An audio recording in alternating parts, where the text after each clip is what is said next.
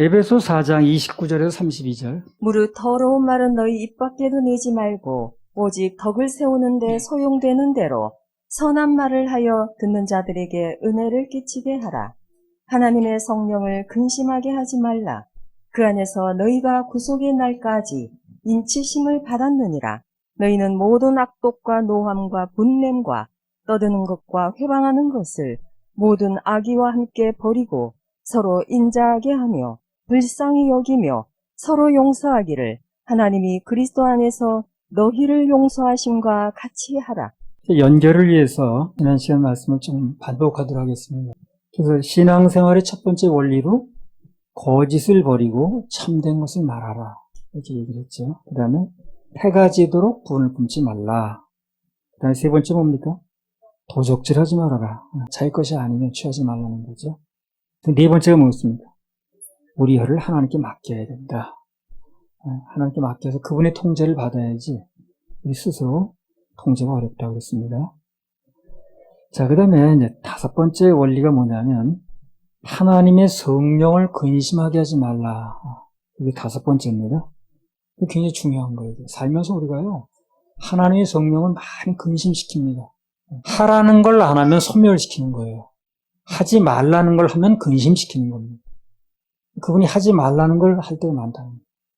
또 하라는 걸 안 하는 게 소멸시키는 거예요. 에베소 4장 30절. 하나님의 성령을 근심하게 하지 말라. 그 안에서 너희가 구속의 날까지 인치심을 받았느니라. 이 세상의 대부분 각종 이해관계로 연결되어 있다고 그랬어요. 그렇죠? 네. 이해관계로 다 연결되어 있습니다. 이해관계가 없는 관계는 오래 못 가요. 좀 만났다 그냥 끝납니다. 이해관계가 있어야 오래 가지. 이해관계가 없으면 금방 끝납니다. 그러니까 좀 오래가는 관계를 만들려면 어떻게 되는 거예요? 이해관계를 어떻게 만들어야 돼요. 그 부부가 오래 사는 이유가 뭡니까? 이해관계가 생겼잖아요. 그래서 이해관계가 없는 관계는 얼마 못 가요. 그냥 스치고 마는 거예요. 그래서 조금 관계가 깊어지려면, 오래 가려면 뭐든지 또 이해관계가 생겨야 됩니다. 그래서 우리가 인생 살면서도 이해관계가 있듯이 하나님과 우리 사이에도 이해관계가 있는 거예요. 나와 최후까지 이해관계가 있는 분은 하나님이시라고 그랬습니다. 그렇죠? 왜 그러냐면 아무리 이해관계가 깊어도 밀접해도 어느 선에 가게 되면 떨어져야 됩니다. 아무리 이해관계가 밀접한 사이라 할지라도. 예를 들어서 뭐들 얘기하듯이 병원 중환자실에서 뭐 수술에 들어간다. 그러면 라인까지 딱 들어가요. 그 다음에 부부관계를 할지라도 못 들어가면 더 이상. 근데 여러 번 내가 본 거예요. 그러니까 사람과의 관계는 아무리 밀접한 관계를 할지라도 어느 선에 가면 떨어지게 돼 있어요. 죽을 때는 어떻습니까? 대신 죽습니까? 그렇게 못합니다. 한날 한시에 죽읍시다. 마음대로 되는가. 돈과 우리 관계도 밀접하지요. 돈이 밀접하지 않습니까? 그래도 그 언젠가 떠납니다. 그래서 눈에 보이는 관계는 아무리 가깝고 아무리 밀접해도 부모 자식이라 할지라도 언젠가 떨어지게 돼 있어요. 완전한 이해관계는 아니라는 거죠. 그런데 아주 마지막 최후 순간까지 진짜 나와 이해관계 있는 분이 하나님이신 거예요. 그걸 그래 잊으면 안 돼요. 진짜 나와 이해관계 있는 분이 누군가. 그래서 이 세상 모든 사람은 인정하든 안 하든, 난 그런 거 인정 안 해, 하든 말든 다 마지막에 가면 하나님과 이해관계가 생깁니다. 그래서 어떤 삶을 살았던 최후에는 다 그분의 심판대 앞에 서게 돼 있어요. 그리고 자기 신이 했던 거에다 이실직고하게 돼 있습니다. 그리고 그분의 심판을 받게 돼 있어요. 생명체 이름이 기록됐느냐 아니냐에 따라서 영원한 천국에 가기도 하고 또 영원한 불 속에 들어가기도 하고, 어떤 사람이든 어떤 영웅 호월이든 다 하나님과 이해관계가 생깁니다. 마지막에 가면. 마지막에 나와 이해관계가 있을 분, 그분하고 우리가 잘 연결해 놔야 되는 거예요. 천국이라는 것이 뭡니까? 영원히 그분과 이해관계가 있는 거예요. 사람은 이 땅에 살면서 뭐 얼마나 가까웠는지 거기 가면 그런 관계를 만나는 게 아니니까. 그래서 우리는 마지막에 가서 나와 최후의 이해관계가 있는 분, 그분하고 이제 잘 새겨놔야 되는 거죠. 이게 잘 몰라서 그렇죠. 우리 살면서도 다 그분하고 이해관계 없는 게 없어요. 다 그분의 섭리 가운데 있습니다. 그러니까 잘한 일이든 못한 일이든 다 그분의 섭리 가운데 있거든. 그 섭리라는 게 이해관계라는 얘기예요. 그래서 나와 아주 밀접한 관계가 있는 분이니까 그분이 그분을 근심시키지 말라는 거예요. 그분을 의식하고 살라는 겁니다. 그러니까 이제 우리 신앙생활에서 내 안에 계신 성령님을 근심시키는 경우가 어떤 거라고 그랬습니까? 뭐 저기 얘기했잖아요. 뭐 거짓을 말한다라든가 신앙생활의 원리가 다 그런 거예요. 해가 지도록 마음에 분을 품기다든가 이게 다 그걸 근심시키는 거예요. 나누려고 하지 않고 심으려고 하지 않고 움켜쥔다라든가 또 도적질한다라든가 11.5가 다 도적질이라고 그러잖아요. 그리고 은혜로운 말을 해야 되는데 자꾸 더러운 말을 하고 또 믿음의 말을 해야 되는데 부정적인 말을 하고 남을 미워하는 말하고 원망하는 말 하는 게 이게 전부 내 안에 계신 성령님이 근심하시는 거예요. 그분은 내 안에 일단 들어오시면 믿는 자 안에 들어가시면 떠나질 않습니다. 계속 계세요. 대신 근심을 하는 거예요. 근심이라는 단어는 원래 애정이 깃들인 말이라고 했습니다. 애정이 없는 사이는 근심하지 않아요. 비난하고 흉보면 그만해요. 아유 저런 저 인간 좀 맞아. 흉보고 비난하면 되지 근심하지 않습니다. 근심을 한다는 건 그 관계가 아주 애정 어린 관계예요. 애정 어리니까 근심을 하는 거예요. 저러면 안 되는데 왜 저럴까. 나라에 대해서 애정이 있는 사람은 나라에 일하는 데 근심합니다. 그래서 부모가 자식 일에 근심한다는 것은 뭐가 있어 그런 거예요? 애정이 있어 그래. 애정이 없으면 근심할 필요 뭐 있나. 흉보고 그냥 비난하면 끝나지. 아니 무관심하든가. 그러나 근심을 한다는 건 깊은 애정이 있는 겁니다. 그래서 성령님께서 우리에게 깊은 근심을 하신다는 것은 뭡니까? 우리 그만큼 애정이 있는 거예요. 그분이. 성도를 사랑하기 때문에. 그 목사가 성도에게 근심한다는 마찬가지입니다. 사랑 안 하면 무관심하면 되지. 근심할 필요가 없습니다. 그래서 근심이란 말은 다분히 사랑의 마음이 담겨있는 말입니다. 성령께서는 우리 사랑하시기 때문에 누군가 죄를 지으면 아주 근심하면서 슬퍼하십니다. 근심하시. 감사하라고 그랬는데 그 원망만 하고 있고 또 염려를 맡겨버리라고 그랬더니 맨날 그 염려 짊어지고 고민만 하고 있고 이게 다 그분을 근심시키는 거예요. 하지 말라는 걸 하는 게. 하라고 감동이 오는 걸 안 하는 건 소멸시키는 거예요. 그래서 계속 성령님을 근심시키면 그분의 능력과 축복을 잃어버린다고 그랬죠. 그렇죠? 그분이 떠나는 건 아니에요. 구원 받으면 그분이 떠나지는 않습니다. 그러나 그분의 능력과 축복이 역사를 못하고 잃어버리게 된다는 거예요. 그래서 참 세상의 지배를 받고 있으면 슬픈 일이죠. 이 세상에 가장 비참한 그리스도인이 있다면 성령의 지배를 받지 않고 육신의 지배를 받는 사람이 가장 불쌍하다고 그랬습니다. 그리고 이 사회에 그런 사람만 있으면 이 세상에 아무 역할도 못하지. 그래서 우리 믿는 자 안에 계신 하나님의 성령을 근심시키지 말고 말씀과 감동에 순종하는 생활, 그 신앙생활의 5번째 원리라고 그랬습니다. 자, 오늘 마지막 6번째 하겠습니다. 마지막 6번째는요. 인자한 마음으로 용서하라. 사랑의 마음을 가지고, 너그러운 마음을 가지고, 은혜로운 마음을 가지고 용서하라는 거예요. 용서. 에베소 4장 32절. 서로 인자하게 하며 불쌍히 여기며 서로 용서하기를 하나님이 그리스도 안에서 너희를 용서하심과 같이 하라. 그래서 근데 서양에서 쓰는 말 중에 속담에 이런 말이 있대요. 선을 악으로 갚는 것은 악마의 일이요. 악을 악으로 갚는 것은 보통 사람들이 하는 일이고, 보통 사람들이 그렇게 한다는 거예요. 악을 악으로 갚고, 나한테 잘해주면 잘해주고, 못해주면 못해주고. 그러나 악을 선으로 갚는 것은 특별한 사람만이 하는 일이다. 그런 얘기가 있답니다. 그래서 하나님께서는 그런 사람을 기뻐하신다는 거예요. 그런 사람. 그런 사람에게 복도 주시고, 또 하나님께 예비하신 따로 받는 복, 또 그분을 위해서 일해 주시고 이렇게 한다는 거예요. 내가 선을 베풀 수 없는 사람이 선을 베푼다라든가, 나한테 뭘 잘못한 사람에게 그것을 선으로 갚는다라든가, 이건 하나님의 축복을 불러들이는 겁니다. 불러들이는 거예요. 그런 사람은 하나님께서 눈여겨보셔서 반드시 무슨 복을 주십니다. 간직거리를 만들어주셔요. 그래서 저 인간이 뭐가 이쁘다고 나한테 뭘 잘해줬다고 그렇게 생각하지 말라니까요. 그렇게 생각하지 말고 그렇게 할 때에 그것을 보고 계신 하나님께서 그 사람에게 정말 값진 거, 정말 신령한 거, 정말 누가 쉽게 받을 수 없는 거 이런 걸 주신다는 거예요. 복의 근원이 하나님이시거든요. 만복의 근원 하나님. 모든 복은 그분으로부터 오는 거기 때문에 그분의 눈만 들면, 은혜만 들면 그분이 눈여겨보기 시작하면 그 사람은 잘 되게 돼 있어요. 인생에 좋은 일이 일어나게 돼 있습니다. 그렇게 눈에 들 때까지가 조금 시간이 걸릴 뿐이라. 용서라는 건 그 동전의 뭐 앞면 뒷면하고 비슷합니다. 같다는 얘기죠. 사랑이 있으면 용서가 되는 거고 사랑이 없으면 용서가 될 수가 없는 거죠. 그래서 용서가 안 되면 뭘 구해야 돼요? 사랑을 구해야 됩니다. 주님, 제게 사랑이 없습니다. 제 안에 이런 게 없습니다. 주님, 이 말씀대로 하긴 해야 되겠는데 제 안에 이런 게 없사오니 주님 사랑을 주시옵소서. 그 기도가 얼마나 중요한 거예요. 그런 기도를 해보셨어요? 사랑 달라고? 그거 정말 중요한 기도입니다. 용서가 내가 해줄 수 없는 대상 용서해주면 하나님이 복을 주신다고 하셨는데 아는데 이 용서가 잘 안 되는 거예요. 안 되는 이유가 사랑 때문에 그렇거든요. 우리는 그런 게 일이 닥치게 되면 사랑을 따라 구해야 됩니다. 지금 사랑이 없습니다. 그렇게 간절히 구하면 그런 기도는 하나님이 잘 응답을 하세요. 왜? 그분의 마음에 맞는 기도라 이게. 도저히 사랑이 안 따라줘서 용서가 안 돼. 그러면 내 힘으로 하려고 그러지 말고 안 되니까 하나님께 사랑을 구해야 됩니다. 지금 사랑을 주시옵소서. 내게 사랑을 주시옵소서. 그럼 그 기도는 하나님 마음에 맞는 기도예요. 그래서 그런 기도는 잘 응답해 주십니다. 진정으로 구한다는. 여러분 근데요. 사실 그래요. 대부분의 경우에 삶 속에서 제일 신경 쓰게 하고 가장 용서받을 일 많이 하는 존재가 누군 줄 압니까?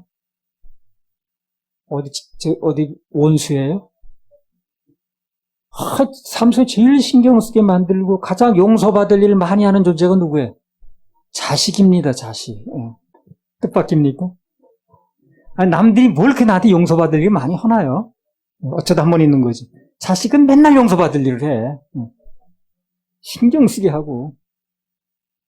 자녀 기르면서 그들이 얼마나 용서받을 일을 많이 하든가요. 아이를 기르다 보면 자식만큼 나한테 실수를 많이 하는 존재도 없어요. 그럼 어떻게 그 자식을 안 버리고 계속 기릅니까? 그런데 사랑합니다. 거기에 해답이 있는 거예요. 그러니까 그렇게 나한테 속을 썩이고 신경 쓰게 만들고 용서받을 일 많이 해도 그 자식 버리는 사람 없거든. 왜 그러세요? 사랑하면 된다는 얘기거든. 그냥 우리 인간과 똑같다는 거예요. 사랑하면 되는 거예요, 그게. 그러니까 내가 그 사람 용서가 안 된다는 건 궁극적으로 뭐예요?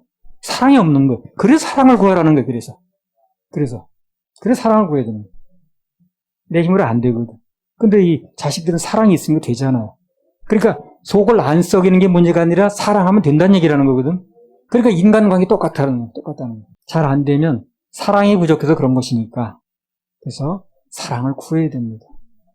그러면 그런 기도는 하나님 마음하고 맞아서 꼭 기도를 응답을 해주십니다. 그리고 복은 복대로 주셔요, 또. 자꾸 그냥 저 사람이 나한테 뭘 잘해줬다고 내가 잘못한 것도 없네. 이런 식으로 자꾸 생각을 하니까 문제가 복잡한 거예요. 그게 그런 문제가 아니고, 궁극적으로 내 사랑이 없는 거예요, 지금요. 아니면 부족하거나. 그래서 저 사람이 뭘 잘해줬는데 이렇게 파고 들어가지 말고, 사랑을 구해야 됩니다. 그게 그 문제도 넘을 수 있는 길이요, 하나님 복을 불러드리는 길이요, 도움심을 받는 길이라는 거예요. 자식을 내버리지 않고 다 기르잖아요. 그 속썩인다고 그러지 않잖아요. 이유는 사랑하니까. 사실 그 타인 누군가가 나를 괴롭히는 건요, 자식이 자라면서 부모에게 신경 쓰게 하고 속썩이는 거 100분의 1도 안 돼요. 어쩌다 한 번 있는 거지. 그게 자주 있는 일이에요, 그게. 자식은 매일 그렇게 자라면서 이렇게 속을 썩이고 그래도 그 사랑 때문에 다 넘어가는 거거든. 자식 기르다 보면 매일 깨워야 일어나지. 눈만 마주치면 사달라고 그러지. 맡겨놓은 돈처럼 내놓으라고 그러지. 몇 번 말해야 한번 들까 말까 하지.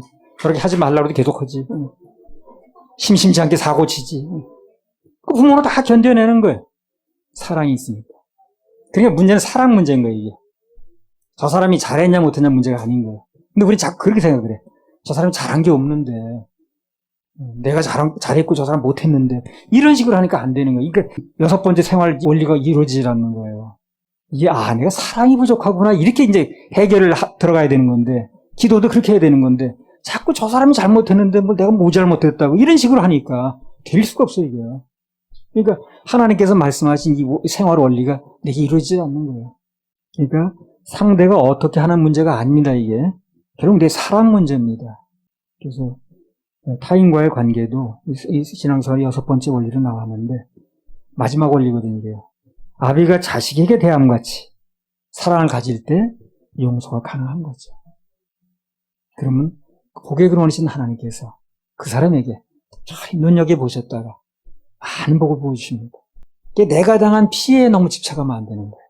그럼 용서가 안 돼. 그 자식한테 뭐 좀 잘하면서 뭐 피해봤다고 그렇게 근데 피해의식을 느끼고 그러지 않잖아요.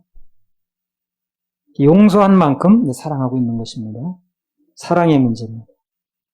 그래서 누군가 나를 마음 아프게 하든가 또 상처를 주든가 뭐 그렇게 일이 벌어지면 그런 일이 있을 수 있거든요. 살다가 그때 기도할 건 하나입니다.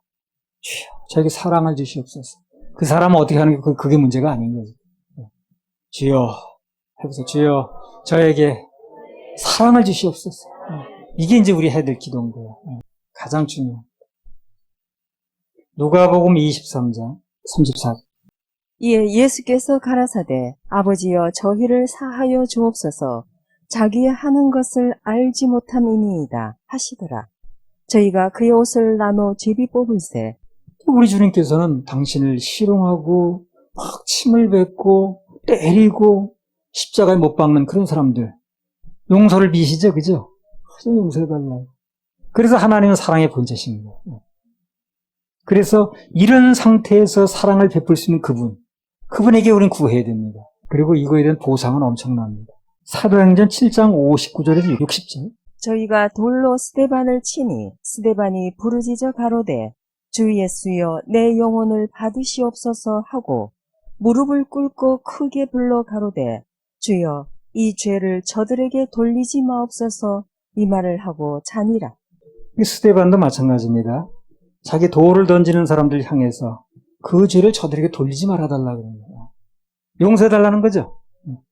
그러니까 이게 다 사랑의 기본이 되면 되는 거예요, 이게. 어떻게 나한테 돌 던지는 사람을 용서해달라고 그러는 거예요.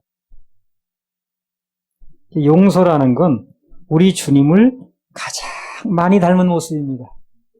누군가 용서한다면 그 순간만큼은 그 사람이 목사인지 아닌지 그거 따지지 말고 누가 됐든 간에 가장 주님을 닮은 모습이라는 사람이. 가장 주님을 닮은 모습이에요. 그리고 용서는 그리스도인의 삶의 가장 기본적인 요소이기도 합니다. 사실 우리가 타인을, 누군가를 사랑으로 용납하고 용서해야 될 가장 중요한 이유가 뭐냐? 우리가 용서를 해야 될 이유가 뭡니까? 내가 먼저 받았잖아요. 내가 먼저 받았죠. 그리스도 안에서 내가 먼저 용서를 받았지 않습니까? 그분에게 용서를 못 받았더라면 여러분이나 나나 갈 땐 딱 한 군데밖에 없어요. 근데 그분이 우리를 용서하셨기 때문에 우리 천국의 소망을 갖고 그런 거 아니겠어요? 그리고 엄청난 걸 받았다는 얘기죠, 우리가. 그리고 용서해줄 근거가 충분히 있는 거예요, 우리는요. 내가 먼저 받았으니까. 다 지옥 갈 죄를 용서받은 사람들 아닙니까? 구원받았다면. 1만 달란트 빚 탕감받은 얘기 바로 그 얘기거든요. 1만 달란트 빚을 탕감받은 사람이 고작 100데나리온, 그 빚진 자를 용서 못 해줄 이유가 없거든요.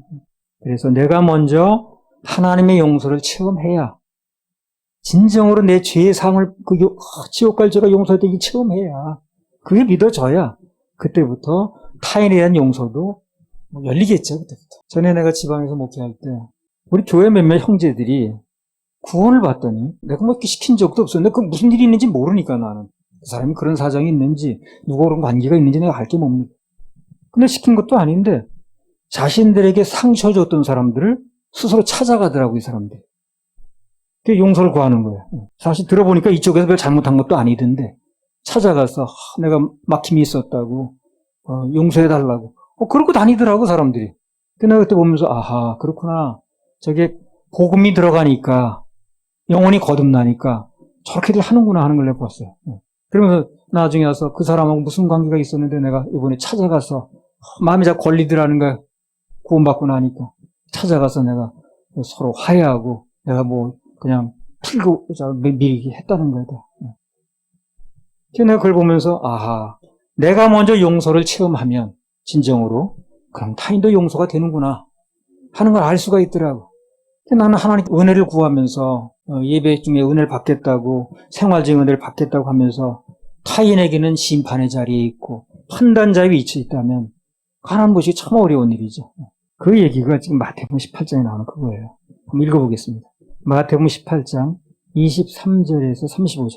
이러므로 천국은 그 종들과 회개하려 하던 어떤 임금과 같으니 회개할 때에 1만 달란트 빚진 자 하나를 데려오매 갚을 것이 없는지라 주인이 명하여 그 몸과 처와 자식들과 모든 소유를 다 팔아 갚게 하라 한데 그 종이 엎드려 절하며 가로되 내게 참으소서 다 갚으리이다 하거늘 그 종의 주인이 불쌍히 여겨 놓아 보내며 그 빚을 탕감하여 주었더니 그 종이 나가서 제게 100데나리온 빚진 동간 하나를 만나 붙들어 목을 잡고 가로되 빚을 갚으라 하매 그 동관이 엎드려 간구하여 가로되 나를 참아 주소서 갚으리이다 하되 허락하지 아니하고 이에 가서 저가 빚을 갚도록 옥에 가두거늘 그 동관들이 그것을 보고 심히 민망하여 주인에게 가서 그 일을 다 고하니 이에 주인이 저를 불러다가 말하되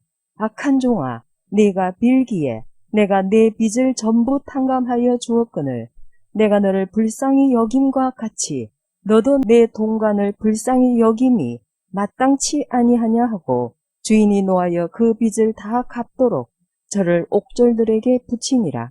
너희가 각각 중심으로 형제를 용서하지 아니하면 내 천부께서도 너희에게 이와 같이 하시리라. 예수님께서 1만 달란트 빚진 자와 100데나리온 빚진 자의 예화를 말씀하시는 거예요. 당시 1만 달란트가 추석에 보니까 일반 노동자가 20년 동안 노임을 하나도 안 쓰고 모아야 되는 큰 돈이라고 그래요. 추석에 나왔더라고요. 그러면 그 주인이 그 엄청난 거액을 탕감해 준 이유가 뭡니까? 27절 한번 읽어보세요. 마태복음. 그 종의 주인이 불쌍히 여겨 놓아 보내며 그 빚을 탕감하여 주었더니 예. 뭐 때문에 해주는 거예요? 불쌍히 여겨서. 불쌍히 여겨서. 단순히 이유가 그거예요. 불쌍히 여겨서 연민의 정이 생겨서 용서해 줬다는 거죠. 100데나리온은 당시 노동자 4개월의 봉급에 불과하답니다. 그거 뭐 20년 동안 안 쓰고 모은 거고 비교가 안 되죠. 그럼 그건 1만 달란트를 탕감받은 엄청난 은혜를 입었는데 이 사람이 왜 자기에게 100데나리온 빚진 자를 용서하지 못하냐는 거예요. 본문에 답이 나왔죠. 불쌍히 여기는 마음이 없는 거예요. 사랑의 마음이 없는 거예요. 그래서 용서를 못하는 거예요. 그래서 우리가 그런 경우가 생기면 꼭 구해야 될 게 사랑을 구하는 거예요. 사랑을 구해야 됩니다.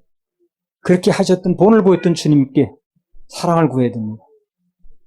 그런데 안 되는 건 사랑을 구할 마음이 없는 거죠. 그래서 그 뒤에 예비해 있는 복도 못 받는 거예요. 그래서 그런 경우가 앞으로 생긴다면 나도 마찬가지로 마찬가지. 사랑을 구해야 됩니다.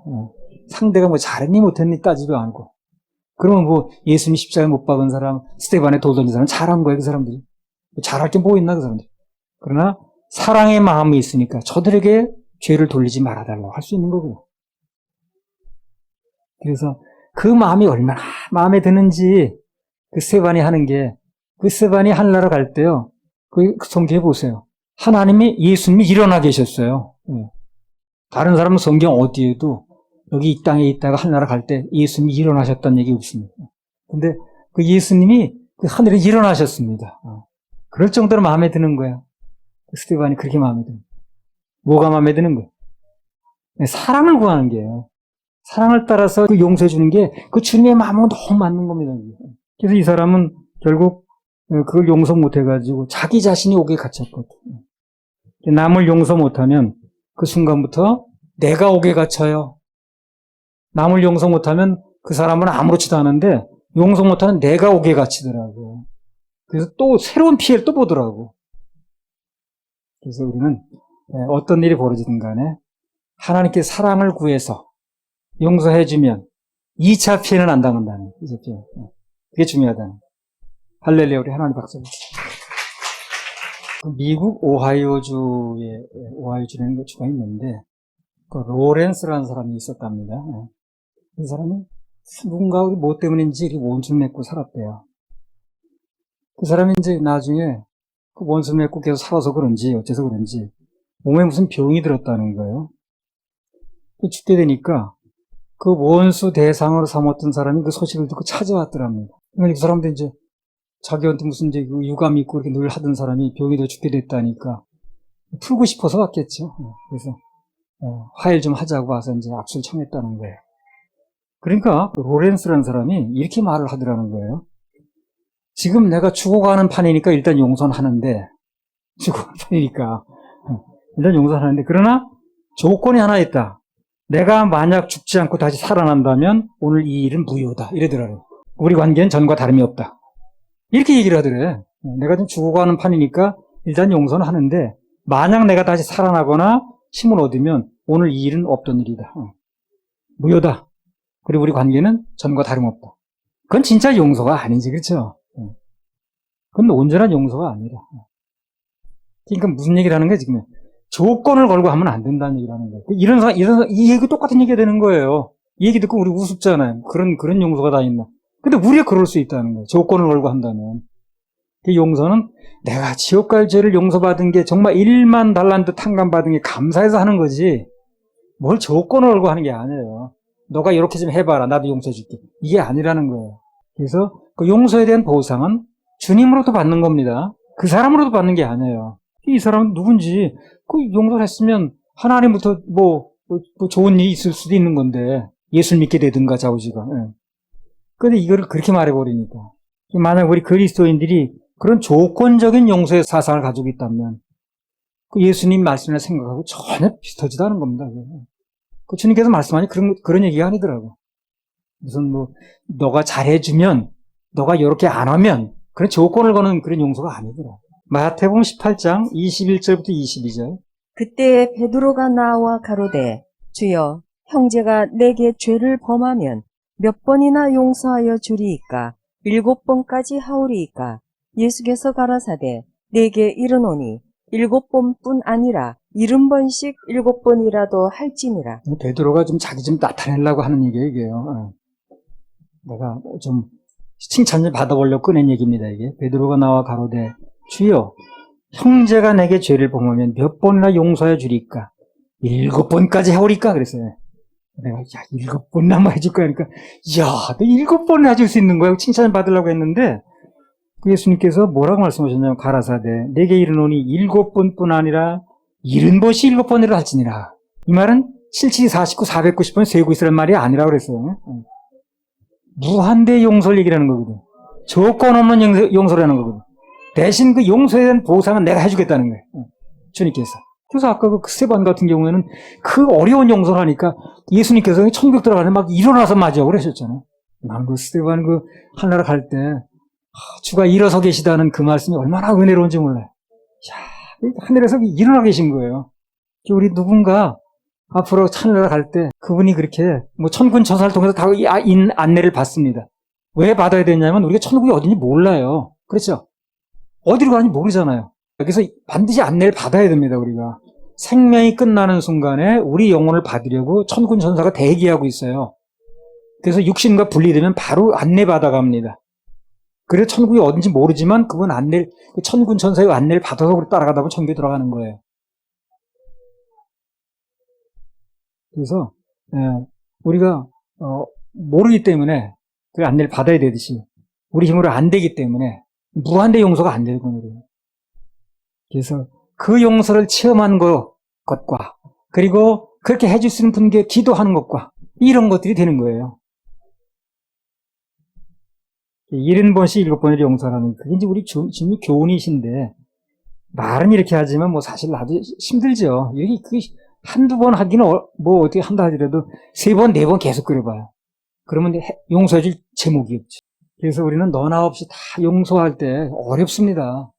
다 마음의 한구석에 남아있고 저 사람이 저렇게까지 했는데 내가 무슨 그렇게까지 용서를 해야 되나 그런 마음 들어가고 그래서 우리는 주님의 도우심이 필요합니다. 주님의 도우심이 필요해요. 우리는 모두 주님의 도우심을 구해야 됩니다. 용서는 반드시 필요한데 왜 그분의 명령이니까 안 하면 성령이 근심하신다고 그랬으니까 내 속에 있는 성령을 근심시키면 안 되거든. 하긴 해야 되겠는데 이게 내 힘으로 안 되니까 그래서 우리는 그걸 구해야 되는 거예요. 진짜 구할 건 그런 거예요. 무슨 내일 돈이 필요한데 주십시오. 이것도 필요하겠지만 그거보다는 정말 사랑을 따라 구하고 그게 정말 구할 거라. 그래서 우리가 마땅히 구할 걸 잘 모르다 보니까 성령께서 어떻게 한다는 거예요? 말씀 탄식을 하시면서 이게 아닌데 제가 저걸 구하고 있을 때가 아닌데 엉뚱한 걸 구하고 있네. 그래서 우리 속에는 성령이 말할 수 없는 탄식으로 우리를 위해서 대신 구하신다는 거예요. 그러니까 내 속에는 성령이 맨날 탄식하게 만들면 안 되지. 아니 우리 자식 된 입장에서 부모가 맨날 나 때문에 탄식하게 만들면 되겠어. 쟤 때문에 정말 문제네. 나 마음이 상해 죽겠네. 정말 쟤를 어떻게 해야 돼. 그렇게 만들어도 되겠냐고. 자녀 입장에서. 그래 안 그래? 자녀들의 입장이 부모가 뿌듯하게 만들어야지. 난 쟤 말 보면 고민이 돼 죽겠네. 이게 되겠냐고. 근데 우리 영적으로 마찬가지라는 거예요. 우리가 성령님께서 내 안에 계신데 나 얘 때문에 좀 불안해 죽겠네. 고민돼 죽겠네. 어떻게 하면 쟤를 어떻게 해야 돼. 한번 들어오면 떠날 수는 없고. 이렇게 만들어서는 안 되지 않겠어요?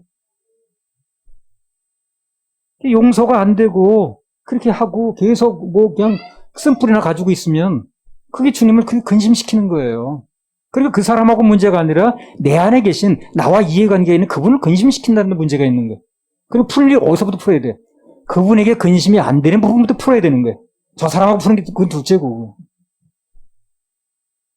그래서 용서가 잘 안 되기 때문에 거기 약하기 때문에 주님의 도우심이 절대적으로 필요하고 그래서 이런 말씀을 자꾸 들어야 되는 거예요 또. 들으면 또 말씀이 들어오면 이렇게 되는구나 하고 힘을 얻거든. 필요성을 느끼거든. 필요성을 느껴야 기도도 하는 거 아닌가. 인간은 누구나 필요한 건 맞는데 그분께 하라고 하셨으니까 안 하면 근심하신다고 그래서 맞는데 그게 내 힘으로 안 되기 때문에 신앙생활 원리 6번째 분명히 말씀하셨지만 주님께 맡기고 그분에 대한 의뢰가 필요하고 힘을 얻을 수 있는 말씀을 들어야 되고 또 그분의 도우심을 구해야 되고 죄인들을 참으시고 용서하시고 구원해 준 예수님 사랑이 필요한 겁니다. 그러니 예수님 없이 우리가 이 세상에서 뭘 하겠습니까? 그죠? 자, 그건 못 느낍니까? 예수님 없이는 뭘 하겠어요? 예수님 등한시하고 살아가는 사람은 참 난 이해를 못해. 예수님은 그건 무지한 거지, 무지한 거지. 예수님 없이는 뭘 하겠냐고. 이런 거 하나도 안 되는데. 필요는 느끼는데 해야 되겠다는 걸 알겠지만 안 되잖아요. 예수님 없이 우리가 뭘 하겠냐는 거예요. 성령님의 인도하시면 아니면 뭘 하겠냐는 겁니다. 그래서 성령님이 나를 통해서 인도하시면 감동 주시면 순종을 해야 될 이유가 바로 그거예요. 순종을 하게 되면 자꾸 인도하심이 분명해지거든. 그분의 인도하심 받을 수 있는 거예요. 근데 그분의 감동이 자꾸 무시하거나 소멸시키거나 그러면 그분의 감동은 점점 심해집니다. 인도를 못 받다 보니까 이게 내 생각밖에 안 나오는 거거든요. 그래서 다 연결된 거기 때문에 그래서 우리는 그분이 감동 주시면 내가 좀 이해가 안 돼도 조금 내가 손해되는 것 같아도 그게 순종을 하는 거예요. 그래서 왜 그분의 인도하심을 앞으로 받으려고 자꾸 순종을 하다 보면 그분의 인도하심이 좀 분명해지거든. 내 힘으로 안 되기 때문에 할 필요는 있는데 안 되니까 누군가가 용서가 도저히 안 되면 주님께 맡기시기 바랍니다. 그분의 도우심을 구해야 됩니다. 우리 힘으로 안 되니까. 그 아울러서 또 내가 하나님으로부터 얼마나 많은 빚을 탕감받았는가. 내 지옥 갈 죄, 정말 남들이 알지 못한 이런 죄가 나한테 있는데 그 죄를 내가 다 탕감받고 가리움을 받았다는 거 우리 꼭 묵상을 해야 됩니다. 그 사람 말하기 전에 내가 어떤 죄를 용서받은 사람인데 누구에게 밝힐 수 없는 이런 죄가 있는 사람인데 이걸 난 가리우심을 받은 사람인데 이렇게 생각하면 마음이 좀 여유가 생기지 않겠습니까? 할렐루야. 우리 하나님 박수 올려주세요. 지금까지 몇 주에 걸쳐서 신앙생활의 원리라는 주제로 6가지 말씀을 받았습니다. 간단하게 요약을 하면 진실을 말해야 되고 해가 지도록 분을 품지 말아야 되고 도둑질하지 말아야 되고 도둑질 하나는 가장 좋은 방법은 심고 나누는 거라고 그랬어요. 그 네 번째로 혀를 하나님께 맡기라고 그랬고 그리고 성령을 근심시키지 말라고 그랬고 그리고 마지막으로 인자함으로 서로 용서하라고 그랬습니다. 이게 다 모든 주님께 구해야 될 제목이라 이게. 그래서 이 말씀을 듣는 우리 모두는 신앙생활의 원리로 가슴에 와닿았고 이 문제를 놓고 늘 구하시기 바랍니다. 영적 생활이 달라지길 예수님 이름으로 축원합니다. 할렐루야. 우리 하나님 박수 올려드립니다.